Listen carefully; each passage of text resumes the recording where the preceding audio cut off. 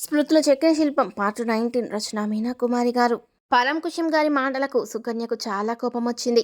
ఒక స్త్రీగా సాటి స్త్రీ యొక్క బాధను తెలుసుకొని బాధపడడానికి కూడా హక్కు లేదా? ఆమె బంధువు కావాలా, లేకపోతే స్నేహితురాలు కావాలా? మానవత్వం ఉన్న ఎవరైనా బాధపడతారు. ఎంతోమంది జనం బాధపడుతున్నారు. ఎందుకు? వారికి ఏమీ కాదు. కానీ మౌనికారెడ్డిలో ఉన్న గుణం అనేది అందరికీ అలా మనసులో నిలిచిపోయింది, దేవతలాగా. అందుకే బాధగా అన్నాను సార్ అన్నది సుకన్య.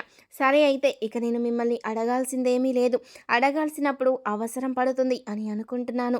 అప్పుడు చెబుతారుగా నిజమైన సమాధానం అంటూ బయటకు నడిచాడు పరంకుశం. సుకన్య కళ్ళల్లో ఏదో రహస్యం కనిపించింది. ఈరోజు ఆ కళ్ళల్లో కాస్త బెదురు కూడా కనిపించింది. ఆమె ఎందుకో భయపడుతుంది. అంటే అక్షయ్ నిజంగానే హత్యలు చేశాడా? ఒకవేళ మరణశిక్ష పడుతుంది అని దిగులు పెట్టుకుందా? మరి హత్యలు చేయడానికి ఒప్పుకొని డబ్బు తీసుకొని వచ్చిన విహాన్ పరిస్థితి ఏమిటి? అసలు అతను ఏమైనట్టు అని ఆలోచించిన పరంకుశం అక్షయ్ ఇంటికి వెళ్ళాడు. అక్కడ ఉన్న రంగి, ఇంకొక పని మనిషి ఇద్దరూ కూడా బాధపడిపోతూ, మా అక్షయ్ బాబు ఏమైపోయాడయ్యా? ఏం జరిగిందో ఏమిటో ఏమీ తెలీదు. ఎవరో ఎక్కడో చచ్చిపోవడం ఏమిటి? మా అయ్యగారిని తప్పుపట్టి ఆయన ఇష్టం వచ్చినట్లు మాటలు అనడం ఏమిటి? ఆయన గాయాలతో ఇంటికి దూరం అవ్వడం ఏమిటి? ఆయన ఎంతో జాలి, దయ ఉన్న మనిషయ్య. పని వాళ్ళను కూడా ఇంట్లో వాళ్ళలాగా చూస్తాడు. అపరిచితులు అభిమానులుగా వచ్చినా కూడా నెత్తిన పెట్టుకొని చూస్తారు. అసలు ఆయన గురించి మీకేం తెలుసు? ఎప్పటి నుండో ఈ ఇంట్లో పని చేస్తున్నా నాకే తెలుసు. ఏనాడు పెళ్ళాం బిడ్డలతో సుఖపడిందే లేదు. ఆ అమ్మాయి ఇతర దేశాలు పోయి డబ్బు డబ్బు అంటూ సాధిస్తూ ఉంటుంది. ఫోన్లు చేసి బాబుగారు ఒక్కసారి వెళ్ళినా కూడా ఆయన మనసును ఎంత బాధ పెట్టిందో మరి. అలాంటి విషయాలన్నీ అదిగో ఆ లోపల గదిలోకి వెళ్ళి తలుపు తీసి ఏంటో మాట్లాడుకుంటూ ఉంటారు. అసలైన ప్రేమించింది ఎవరు, ఏమిటో అనిపిస్తోంది. ఆ వయస్సు పెరిగాక కానీ పసి మనస్తత్వం ఉన్న మనిషయ్య బాబు. అటువంటి మనిషికి కష్టాలేమిటో నాకు అర్థం కాలేదు. కుటుంబంలో పెళ్ళాం పిల్లలు అర్థం చేసుకోలేదనుకుంటే పోలీసోరు అన్నీ తెలిసిన వారు మీరు ఆయన్ని అనుమానించడం ఏమిటయ్యా? అసలు ఒక కుక్క పిల్లనే ప్రేమగా చూస్తారు. అది ఇంట్లో జానీ అనే కుక్క ఉండేది. ఎంతో ప్రేమగా పెంచేవారు. అది చచ్చిపోయాక దిగులు పెట్టుకున్నారు. ఆ తర్వాత మరొక కుక్కను పెంచలేదు. అలాంటి బాధలు నేను పడలేను అని చెప్పేశారు. మనిషయ్య మా బాబుగారు అంటూ ఉన్నపాటుగా ఉన్న విషయాలన్నీ కూడా మంత్రాలు చదివినట్లుగా వరుస క్రమంలో మాట్లాడేసింది రంగి కోపంగా. మంచితనం ఒక్కోసారి ఎన్నో మంచి పనులు చేసినప్పటికీ అదే మంచితనానికి ఏదైనా హాని జరిగితే అటువంటి హాని చేసిన వారికి బుద్ధి చెప్పాలని, వారిని హత్య చేయాలని ఆలోచించవచ్చు కదా. మంచి మనసున్నప్పటికీ జరిగిన హత్యలు కొన్ని అలాంటివే కదా. అది కృష్ణ పరమాత్ముడి యొక్క భగవద్గీతగా చెప్పుకుంటారుగా. ఆ విధంగా అక్షయ్ కొన్ని పనులు చేసి ఉండొచ్చుగా అని ఆలోచిస్తూ నేను ఒకసారి ఇంటిని సోదా చేయాలి అన్నారు పరంకుశం రంగి వైపు చూస్తూ. ఏం సోదా చేస్తారు బాబు ఇంటిని? ఏముంది, గుడిలో దేవుడి విగ్రహం మాయమైనట్టు అసలైన బాబు ఇంట్లో లేనే లేడు. ఇక్కడ అన్ని గదులు తెరిచే ఉన్నాయి, చూసుకోండి. అసలు మాకే ఆ బాబు తాళాలు వేసి వెళ్ళారు. ఇంట్లో ఏదైనా గుట్టుందా పాడుందా? డబ్బు ఏదైనా ఉంటే అమెరికాకే పంపుతూ ఉంటాడయ్యే. ఆయన దగ్గర ఏముంది? జీతాలకి వాటికి మాకు తినడానికి మాత్రం ఉంచినట్టుంటాడు. ఏముంది బాబు? అక్షయ్ బాబు ఎక్కడున్నాడు తెలుసుకొని ఇంటికి పంపించండి బాబు. ఆయన ఎలా ఉన్నారో ఏమిటో తెలియదు. గుండెల్లో గాయమయ్యింది. అభిమాని అని అంటూ వచ్చింది ఒక అందమైన పిల్ల. ఆ పిల్ల ఏమో ఏదో చెప్పింది ఆయన మీద. ఆయనకేమో అలా గాయం చేసి పోయింది రాక్షసిలాగా. ఇంట్లో ఉన్న అన్ని రోజులు శుభ్రంగా ఉండి కనీసం ఎవరికి కాఫీ కూడా లేకుండా అందరూ కాఫీ తాగి పడేసేది రాక్షసి అంటూ పక్కనున్న వంట మనిషి తిడుతూ ఉంది. పరంకుశం గారు ఏం పట్టించుకోకుండా అక్షయ్ ఉన్న రూములు అన్నీ వెతుకుతూ ఉన్నాడు. అక్షయ్ రూమ్లోకి వెళ్ళినప్పుడు అక్కడ స్పెషల్గా ఒక ర్యాక్ ఉండడం గమనించాడు. ఆ ర్యాక్ ఓపెన్ చేసి చూశారు. అందులో ఒక అందమైన శిల్పం. ఆ శిల్పానికి సుకన్య గారికి కాస్త పోలికలు ఉన్నట్లు కనిపిస్తున్నాయి. ఏమిటి అంటే ఆమెను ప్రేమించి శిల్పంలా మలుచుకొని ఆరాధిస్తున్నారా? గుట్టుగా తన ప్రేమను మనసులోనే ఉంచుకొని పెళ్ళైన వ్యక్తిగా సమాజానికి భయపడి అని ఆలోచించారు పరంకుశం గారు. ఇంతలో లోపలికొచ్చింది రంగి. అయ్యో! అది ఆయన మరదలు సుమలత గారి బొమ్మ. ఆ బొమ్మ ఆయనకు ప్రాణం. ఆ శిల్పానికి ఏమైనా అయ్యిందంటే ఊరుకోరు. ఆ శిల్పానికి రకరకాల వస్త్రాలు తీసుకొస్తారు, నగలు వేస్తూ ఉంటారు. ఎంతో అందంగా అలంకరించుకునేవారు తన మరదలు విగ్రహాన్ని. ఇన్ని రోజులు ఈ విధంగా దుస్తులు మార్చకుండా, ముఖానికి మేకప్ మార్చకుండా ఎప్పుడూ లేదు. ఆ అమ్మంటే ఆయనకు పంచ ప్రాణాలు. ఆమెనే ప్రేమించారట. పాపం పెళ్లి చేసుకునేవారట. వాళ్ళది ఒక చక్కటి పల్లెటూరి బాబు. ఈ బాబుకి మొదటి నుంచి సినిమాల్లో యాక్టింగ్ చేయాలని పిచ్చి ఉండేదంట. ఆ పిచ్చి తీర్చుకోవడానికి స్నేహితుడు గుణ అంట ఆయనతో కలిసి పారిపోయి వచ్చేశారు అంటూ జరిగిన విషయాలన్నీ, సంఘటనలు తెలిసినవి చెబుతూ ఉంది రంగి. వీడియో చూసే ముందు ప్లీజ్ అండి ఈ వీడియోకి తప్పకుండా ఒక లైక్ చేయండి ప్లీజ్. మద్రాసు వచ్చిన తర్వాత నిలదొక్కుని ఈయన పెద్ద హీరో అయ్యారు. గుణ అన్న ఆయన పక్కన యాక్టింగ్ చేస్తాడు. ఆ సినిమాలన్నీ మేము చూసాం బాబు, చాలా బాగుంటాయి. పాపం పెళ్లి చేసుకుందామని వెళ్ళినప్పుడు అదిగో అప్పుడొచ్చింది చూసారా దిగుసీమలో తుఫాను. ఊళ్ళకు ఊర్లు కొట్టుకుపోయి అన్ని శవాలు తేలాయి. ఆ కొట్టుకుపోయిన వాళ్ళలో బాబుగారి కుటుంబం మొత్తం, వాళ్ళ మామయ్య కుటుంబము, ఆయన ప్రేమించిన మరదలు అందరూ చనిపోయారట. ఎప్పుడో సుకన్యమ్మ గారికి చెప్తుంటే విన్నాము. ఎంత బాధను గుండెల్లో పెట్టుకొని ఆమె గొంతుకి దగ్గరగా ఉందని. అదిగో ఆ సుప్రజమ్మని పెళ్లి చేసుకున్నారట. అసలేమీ అందం లేదు, ఆస్తిపాస్తులు లేవు, గుణం కూడా లేదని పాపం ఆ బాబుకి తెలిసుండదు. అందుకే పెళ్లి చేసుకున్నారు. జీవితం అన్నాక ఎవరో ఒకరు తోడు కావాలి కదా అని చెప్తున్న రంగి మాటలకు మరి సుకన్య గారి పరిచయం ఎలా జరిగింది అన్నారు పరంకుశం గారు. పెళ్ళైన తర్వాతే ఆయనకు పరిచయం జరిగింది. అది కూడా ఏదో షూటింగ్లో గాయపడితే ఈ అమ్మ ఆయనకు వైద్యం చేయడానికి వెళ్ళింది. ఒకసారి ఏదో ఆ విధంగా ఒకచోట ఉన్నారట ఇద్దరు. మీద అనుమానం అనే తాగుబోతు అయిన సుకన్య భర్త గారు వచ్చి ఈ సుప్రజమ్మ వారికి లేనిపోని మాటలు చెప్పి గొడవలు పెట్టుకొని తగువులు పెట్టుకొని గందరగోళం చేసేశారు. అసలు మా బాబుగారు అట్లాంటి బుద్ధి ఉంటే ఇట్లాంటి దాన్ని ఎట్లా పెళ్లి చేసుకుంటారు? ఆయన అంటే కోటి మంది అందగత్తెలు రారా లైన్లోకి అంటూ మెడికల్ విరిచింది రంగి.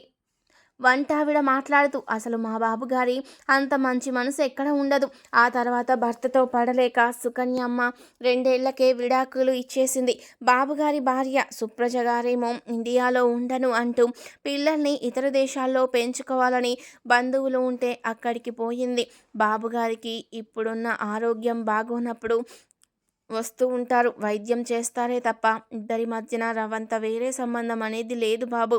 అంత మంచి వాళ్ళు. నిజానికి వారిద్దరి మధ్యన ఎంత ఇష్టం ఉన్నప్పటికీ, అవకాశం ఉన్నప్పటికీ కూడా తప్పంటూ చేయని మహారాజు మా అయ్యగారు. అట్లాంటి దేవతే ఆ సుకన్యమ్మ కూడా అని చెప్పింది రంగి. అన్నీ వెతుకుతూ ఉండగా ఒక ఆల్బమ్ పాతది కనిపించింది. అందులో ఒక్కొక్క ఫోటో చూస్తున్నప్పుడే పరంకుశానికి కళ్ళ నీళ్ళు వచ్చేశాయి. మట్టి ఇసుకలో కూరికిపోయిన అక్షయ్ గారి మరదలు చనిపోయిన రూపం ఆ ఫోటో ఆధారంగానే ఈ శిల్పం చెక్కినట్లు తెలుస్తోంది. చనిపోయిన వాళ్ళ ఫోటోలన్నీ తీసుకొని అందులో ఉన్నాయి. ఆ కొత్త పట్టు చీరను, మంగళసూత్రాలను చనిపోయిన సుమలత గారి శవం మీద వేసి బాధపడుతున్న దృశ్యాలు. ఆ ఫోటోలన్నీ ఘోరంగా అనిపించాయి. పక్కనే గుణ అతని స్నేహితుడు అంటే ఇతనే కాబోలు అని చూశాడు. అతని కుటుంబ సభ్యులను కూడా పోగొట్టుకున్నాడు అని తెలుస్తోంది. రంగి మాటల్లో అన్ని విషయాలు అర్థమయ్యాయి. అంత బాధగా మనసు చచ్చిపోయిన తర్వాత కేవలం తన మరదలు మాటలలా ఉన్నాయని సుప్రజ గారు డబ్బింగ్ చెప్పడంలో పరిచయమైతే మంచి మనస్సు అనుకొని పెళ్లి చేసుకున్నట్లు అక్కడ ఉన్న ఒక డైరీ చదివితే అన్నీ అర్థమయ్యాయి. 2 పేజీలు చదివితేనే అక్షయ్ మనసు ఎంత గొప్పదో తెలుస్తోంది.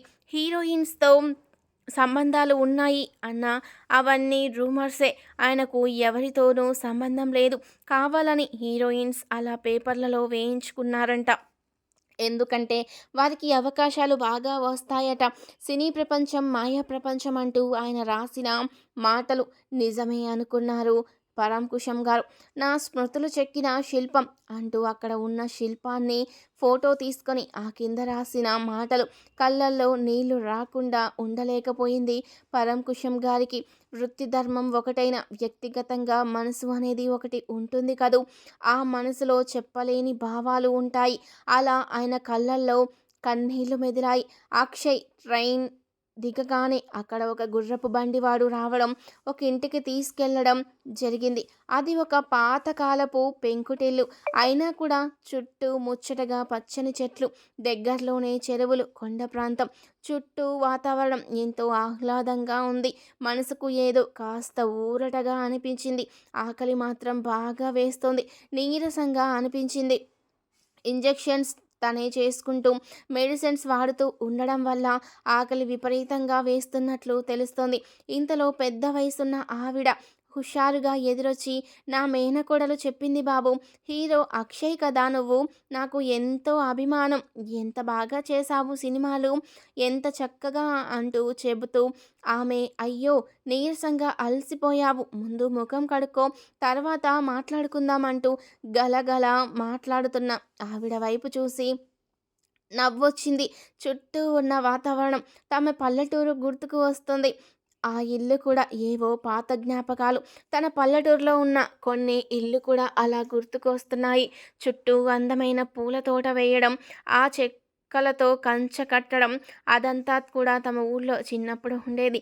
తమ ఇంటి చుట్టూ ఒక రకంగా ఆమె మాట తీరు, ఆ తత్వం చూస్తుంటే ఎందుకో అమ్మ కూడా గుర్తుకొచ్చింది. ఆ అమ్మ కూడా అంతే ప్రేమగా ముందుగా చూడడమే. తన బిడ్డ కళ్ళల్లో ఆకలిని గమనిస్తోంది.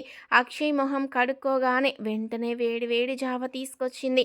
ఈ జావ ఏమిటమ్మా అన్నట్లు చూశాడు. ఇదిగో బాబు, ఇక్కడ అంతా కూడా సగ్గు బియ్యం వేయించి, జొన్నలు అన్నీ వేయించి చక్కగా రవ్వ విసిరి జావ పెడతాం. భలే ఆరోగ్యం. ఇక్కడ వాతావరణానికి చక్కగా ఉంటుంది, కమ్మగా ఉంటుంది.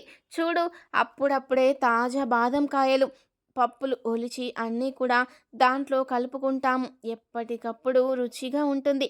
తాగి చూడు అంటూ ఇస్తే నిజంగా చాలా కమ్మగా ఉంది ఆ జావ. అమ్మ నిజంగా చాలా కమ్మగా ఉందమ్మా అన్నాడు అక్షయ్. అక్షయ్ జావ తాగేలోపే పొంతకాగులో ఉడుకు నీళ్లు కాసింది పుల్లలతో.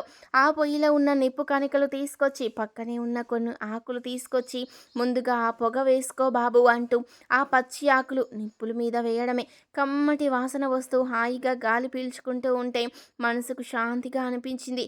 ఏదో అగరబత్తులు వెలిగించుకున్నంత కన్నా ఇంకా ఎక్కువ సుగంధాలు వస్తూ ఉంటే ఊపిరి కూడా హాయిగా పీల్చుకునేలాగా ఉంది.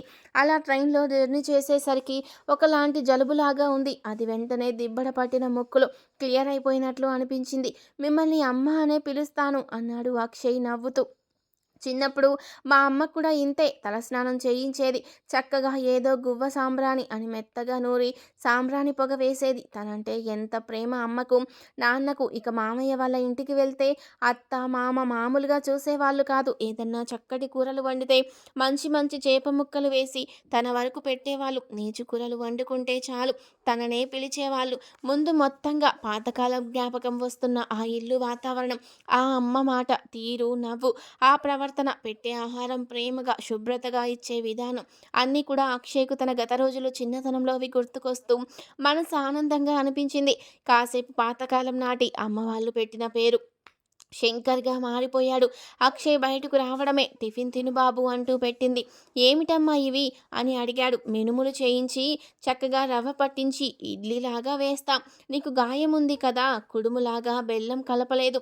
కాస్త నువ్వుల పొడి, కొద్దిగా ఉప్పు, కరివేపాకు, కారం, నెయ్యి వేసి అన్నీ కలిపి ముద్దలు చేసి పెట్టాను. తిను బాబు అంటూ ప్రేమగా పిలిచేసరికి తనను అందరూ కూడా బాబు బాబు అంటూ పిలిచేవాళ్ళు చిన్నతనంలో. వెంటనే అక్షయ్‌కి కళ్ళల్లో నీళ్లు తిరిగాయి.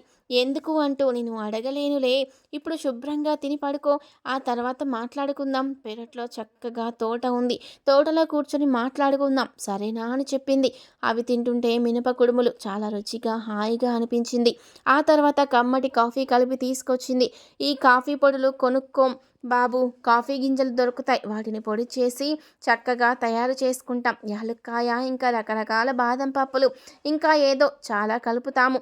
సువాసనకు కుంకుమ పువ్వే కూడా వేస్తాం అంటూ ఇస్తే, అందుకే ఇంత కమ్మగా ఉంది కాఫీ అంటూ నవ్వుతూ ఆ మట్టి కప్పులో కాఫీ చక్కగా తాగాడు అక్షయ్.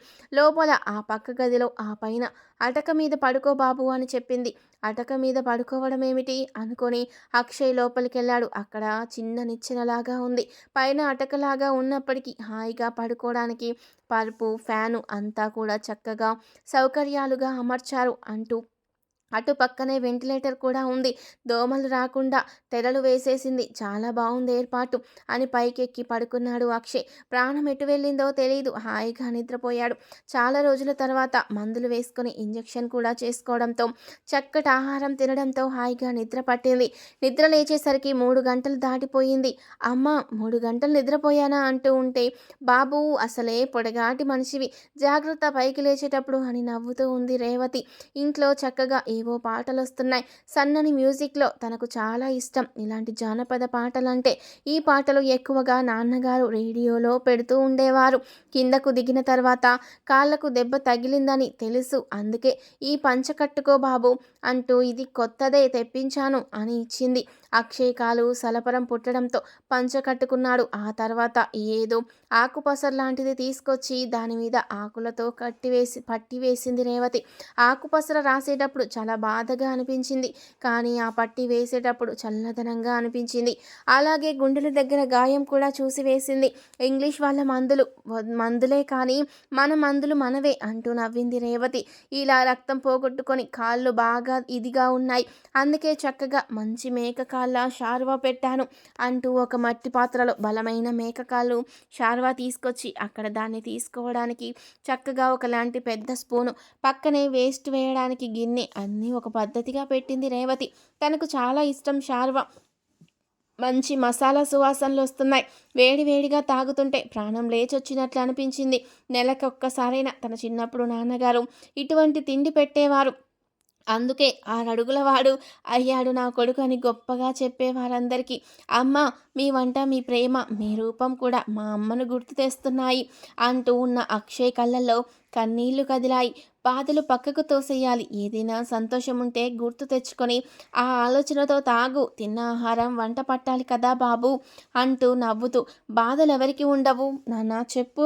అందరికీ బాధలుంటాయి, కానీ చెప్పుకోలేని బాధలు కొందరికి ఉంటాయి. నా జీవితం లాంటిది అంటూ నవ్వేసింది రేవతి. చిత్రంగా చూశాడు అక్షయ్. ఈ రోజుల్లో మా అమ్మ, అయ్య ఇద్దరూ కూడా నన్ను ఎంతో గారాబంగా చూసేవారు.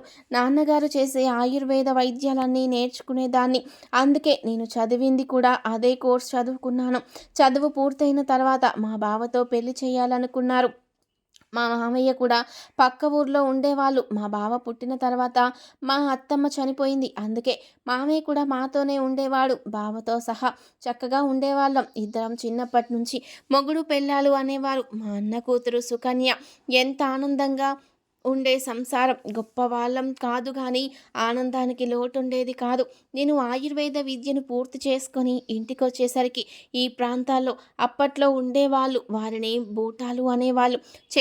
చెక్క తూటలు తీసుకొచ్చి అందరినీ కాల్చేసి ఉన్నవన్నీ దోచుకొని పోయేవారు.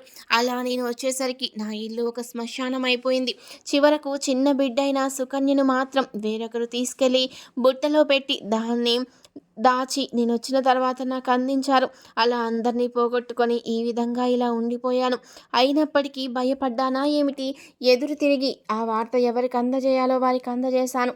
ఆ అడవిలో అన్నలొచ్చి ఆ బూటాలను కాల్చి పారేశారు. మా ఊళ్ళకు పట్టిన దరిద్రం వదిలిపోయింది.